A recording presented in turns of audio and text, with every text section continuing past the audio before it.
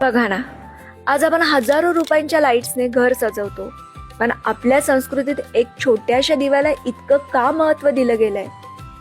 आज आपल्याला आयुष्यात प्रकाशाची कमतरता नाहीये.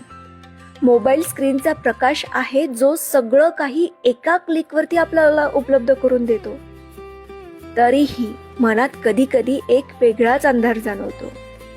म्हणूनच कदाचित आपल्या संस्कृतीमध्ये हजारो वर्षापूर्वीच या छोट्याशा दिव्याची किंमत सांगितली असेल. दिवा फक्त अंधार दूर करत नाही, तो आपल्याला आठवण करून देतो की आपल्या मनातही नेहमी प्रकाश जिवंत ठेवायचा असतो.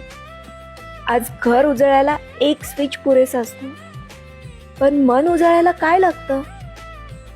म्हणूनच दीप अमावस्येला दिव्याची पूजा करून आपण आपल्या मनात चांगुलपणाचा, सकारात्मक, आशेचा, प्रेमाचा प्रकाश जिवंत ठेवूयात.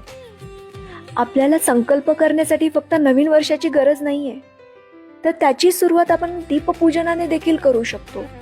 म्हणून आज मी देखील दीप अमावस्येला दिव्यांची पूजा करून माझ्या मनात नेहमी प्रकाश प्रज्वलित ठेवण्याचा प्रयत्न करणार आहे, जो मी वरती सांगितलाय. दीपज्योती परमज्योती दीपज्योती जनार्दनम दीपो हर्तु मे पापम दीपज्योती नमस्तुते. शुभं करोति कल्याणम आरोग्यम सुखसंपदा द्वेषबुद्धी विनाशाय आत्मज्योती नमस्तुते.